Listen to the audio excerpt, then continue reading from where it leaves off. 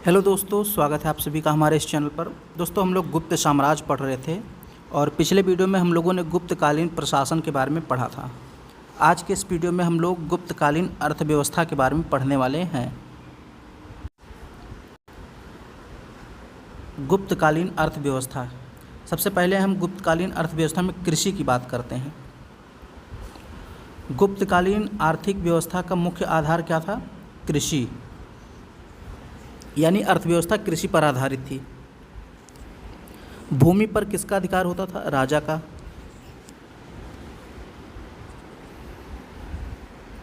बृहत संहिता के अनुसार 3 फसलों की जानकारी थी। कृषि अधिकांशतः वर्षा पर निर्भर थी। ठीक है। फिर अमरकोश एक ग्रंथ है, इसमें 12 प्रकार की भूमि का उल्लेख है। ये पूछा जा सकता है कि अमरकोश जो है उसमें कितने प्रकार की भूमि की जानकारी मिलती है? तो 3 प्रकार की भूमि। बृहत संहिता जो है उसमें कितने प्रकार की फसलों की जानकारी है? 3 प्रकार के फसलों की जानकारी। और अमरकोश में 12 प्रकार की भूमि का उल्लेख है। अब भूमि माप का पैमाना क्या था? निवर्तन, कुलवाप, द्रोणवाप, आधवाप। ये भूमि माप का पैमाना था, यानी भूमि को मापने की इकाइयाँ थीं। निवर्तन, कुलवाप, द्रोणवाप और आधवाप। सिंचाई का प्रबंध कौन करता था? राज्य करता था, यानी राज्य सरकार, जो भी सम्राट होता था, शासक होता था, वही सिंचाई का प्रबंध करता था।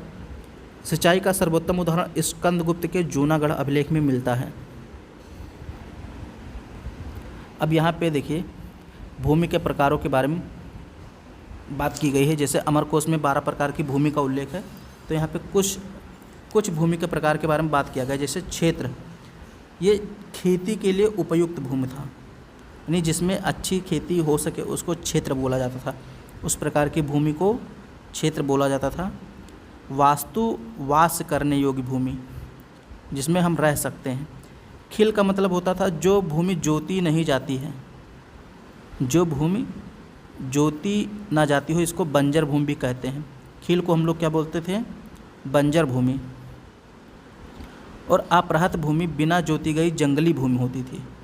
ये बिना जोती गई जंगली भूमि होती थी, तो दोनों में थोड़ा सा अंतर है। खिल भूमि जो होती थी ये बंजर होती थी, अनाज वगैरह नहीं उपजता था, और ये जंगलों में नहीं होता था, इसकी जुताई भी नहीं होती थी। लेकिन अपरहत भूमि है, ये भी है बिना जोती गई भूमि, लेकिन ये जंगलों में पाई जाती थी। तो दोनों में बस इतना अंतर है। और गोचर का मतलब होता था जहाँ पर गाय वगैरह चरे, तो पशुओं के चारा योग्य भूमि गोचर कहलाता था। तो ये कृषि के बारे में होगा। अब थोड़ा व्यापार के बारे में देख लेते हैं। वाणिज्य एवं व्यापार। वस्त्र उद्योग इस काल का सर्वप्रमुख उद्योग था। इसको अंडरलाइन कर लीजिए, याद रखिए। सबसे प्रमुख उद्योग कौन सा था? वस्त्र उद्योग। अमरकोश में कताई, बुनाई, हथकरघा, धागे इत्यादि का संदर्भ आया है। इस काल में मिट्टी के बर्तन एवं मृण मूर्तियाँ, यानी मिट्टी की मूर्तियाँ बनाने, पत्थर एवं धातु के सामान तैयार करने के उद्योग भी विकसित थे। मेहरौली का लौह स्तंभ गुप्तकालीन धातु निर्माण कला का सर्वोत्कृष्ट उदाहरण माना जाता है।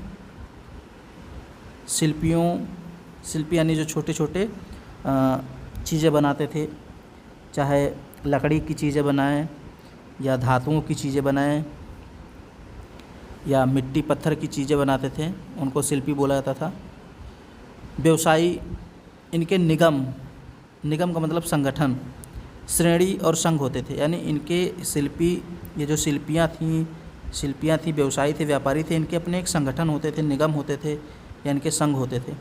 इस काल में नालंदा, वैशाली आदि स्थानों से श्रेणियों, सार्थवाहों, प्रथम कुलिकों आदि की मोहरें शिल्पियों की संगठनात्मक गतिविधियों को प्रदर्शित करती हैं। तो ये प्रथम कुलिक कौन है, सार्थवाह कौन है, श्रेणी कौन है, ये सब कल मैंने बताया था। एक मंदसौर अभिलेख है, इसमें पट्टवाय श्रेणी का तथा इंदौर लेख में तैलिक श्रेणी का उल्लेख पाया गया है। तो श्रेणी क्या होते थे? ये व्यापारियों के या व्यवसायियों के संगठन होते थे, उन्हीं को श्रेणी बोला गया। ठीक है। मंदसौर अभिलेख से यह पता चलता है कि रेशम बुनकरों की श्रेणी ने एक भव्य मंदिर का निर्माण करवाया था। श्रेणी का मतलब संगठन, जैसे बुनकरों का एक संगठन था उसको श्रेणी कहा गया, ऐसे ही बढ़ई का एक संगठन होता था, मतलब अलग अलग काम करने वालों का अपना अपना संगठन होता था, उसी को श्रेणी बोला गया। वाणिज्यिक निकायों का उनके वास्तविक कार्य या स्वरूप के आधार पर विभाजन। अब यहाँ पे देखिए थोड़ा सा फिर से दे दिया है। श्रेष्ठी कुलिक निगम, ये क्या होते थे? श्रेष्ठियों, शिल्पियों, श्रेणियों का केंद्रीय निगम होता था। यानी जो शिल्पी हैं, श्रेणियाँ हैं या श्रेष्ठी हैं, उनका एक बड़ा संगठन होता था, उसको बोलते थे श्रेष्ठी कुलिक निगम। पूग क्या होता था? विभिन्न जातियों के व्यापारियों का समूह। यानी एक जाति के जो व्यापारी हैं, एक जाति के व्यापारी हैं, उनका समूह पूग कहलाता था। श्रेणी क्या होता था? एक ही जाति के व्यापारियों का समूह। अब दोनों में अंतर है, यहाँ थोड़ा समझ लीजिए। पूग में विभिन्न जातियों के व्यापारी होते थे, यानी एक समूह है लेकिन इसमें जातियाँ कई हैं, तो उस संगठन को पूग कहेंगे। और श्रेणी में क्या होता है? एक ही जाति के व्यापारियों का समूह होता है। दोनों में यही अंतर है, पूग में विभिन्न जातियाँ रहती हैं और श्रेणी में एक ही जाति के व्यापारी रहते हैं।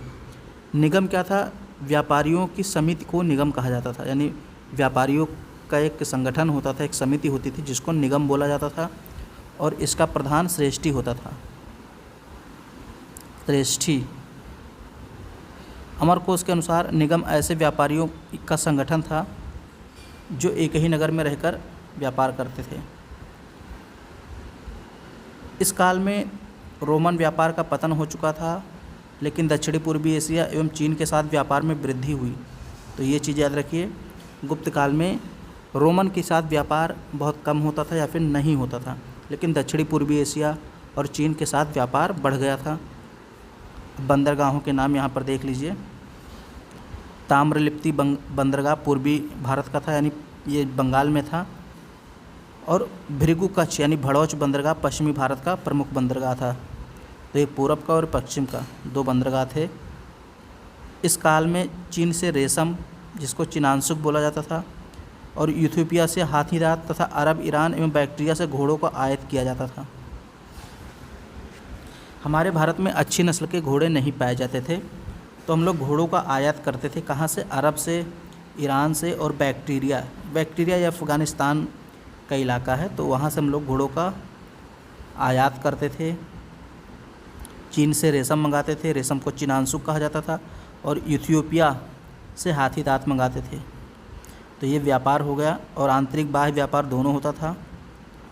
मुद्राओं की बात करें तो गुप्त शासकों ने सर्वाधिक स्वर्ण मुद्राएं जारी की, ये कई बार पूछा गया है। किस वंश के शासकों ने सर्वाधिक मुद्राएं जारी की? तो उसमें कई वंश रहेंगे, जैसे गुप्त वंश रहेगा, मौर्य वंश रहेगा, हर्यक वंश रहेगा, ऐसे बहुत सारे वंश रहेंगे। तो सर्वाधिक स्वर्ण सिक्के जो जारी किए थे वो गुप्त शासकों ने जारी किए थे, और जो सोने के सिक्के होते थे उनको दिनार बोला जाता था। दिनार। सोने का सिक्का 144 ग्रेन का होता था, जैसे आज हम लोग ग्राम बोलते हैं, किलो बोलते हैं, ऐसे उसमें ग्रेन होता था। चांदी के सिक्के का प्रयोग स्थानीय लेन देन में किया जाता था, और चांदी के सिक्के सर्वप्रथम चंद्रगुप्त द्वितीय ने जारी किए थे जब उसने शकु को हराया था। फाहियान के अनुसार सामान्य लोग खरीद बिक्री के लिए कौड़ियों का प्रयोग करते थे। कौड़ियाँ जो समुद्र के किनारे पाई जाती हैं, छोटी छोटी होती हैं। गुप्त शासकों ने सोने, चांदी, तांबे के सिक्के चलवाए, और गुप्तकालीन सर्वाधिक सिक्के बयाना से मिले हैं। ये कई बार पूछा गया है। सर्वाधिक गुप्तकालीन सिक्के कहाँ से मिले हैं? तो राजस्थान का एक भरतपुर ज़िला है, और वहाँ पे बयाना नामक स्थान है, वहाँ से खूब सारे सिक्के मिले हैं जो गुप्तकालीन सिक्के हैं। अब कुछ प्रमुख करों के बारे में बात कर लेते हैं, राजस्व के बारे में बात कर लेते हैं। गुप्त काल में भू राजस्व से प्राप्त आय आमदनी का मुख्य स्रोत था, यानी जो राज्य को आय प्राप्त होती थी वो कहाँ से प्राप्त होती थी? भू राजस्व से। सामान्यतः भूमि पर सम्राट का स्वामित्व माना जाता था, यानी भूमि का मालिक सम्राट होता था, और भूमि से उत्पन्न उत्पादन का 1/6 भाग ले लेता था, यानी 6 भाग लेता था। मान लीजिए 100 कुंटल गेहूँ हुआ, तो 100 का 1/6 भाग यानी कि लगभग 16.5% वो ले लेता था राजा।